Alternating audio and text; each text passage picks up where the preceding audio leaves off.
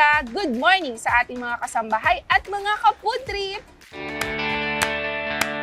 Tara, samahan niyo akong dayuhin at tikman ang isa sa mga pinagmamalaki ng mga taga Rizal.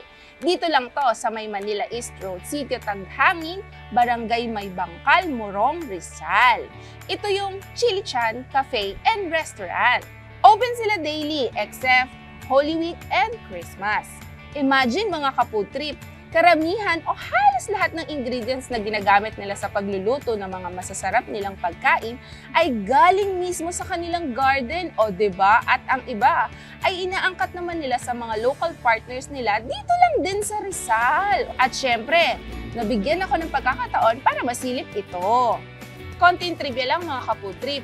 Alam nyo ba dito sa Morong Rizal, ang letter D ay pinapalitan ng letter R gaya ng sanrok sa ring-ring o rahan-rahan lang.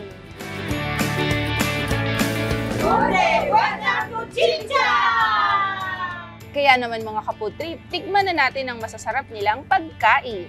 Tulad ng pansit, crispy pata, sisig, kare-kare, fish fillet, garlic chicken, oriental chicken, sinigang na salmon belly, stuffed squid, at bangus a la pobre.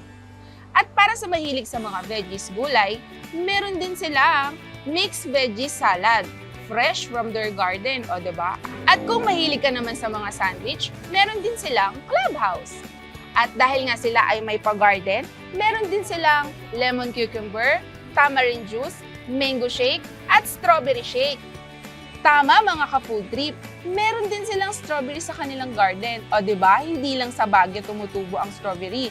Pati din dito sa Rizal, meron yan. Hello mga ka-food trip! At syempre kasama natin sila Miss Cory Dimson at si Sir John Dimson. Syempre ang may-ari ng Chili Chan. Paano po nag-start po yung Chili Chan? Firstly, mahilig kami sa pagkain. Since kapangpangan ng aking husband, yung pagkain talaga, yun ang bonding namin ng family. Actually, we started 12 years ago, 2010. Nag-iisip kami ng retirement business. Sabi ko dito, kahit pansitan lang, that's where we started. Yun ang nakilala sa amin, yung pansit. Yung lasa namin ng day one is consistently, yun pa rin. Paano po siya naging Chili Chan? Sa mother ko to na property. When we occupied the place, napansin namin ang daming sili. So sabi ko, parang silihan ito. Sabi ko, silihan, parang magandang pangalan ng restaurant yun. Kung gawin na lang kaya nating Chili Chan, yung silihan, naging Chili Chan. Yung uniqueness ng aming food naman, almost all ng ingredients namin is galing sa backyard namin. Ito yung variety ng strawberry na Sweet Charlie. So ito yung grino namin during pandemic.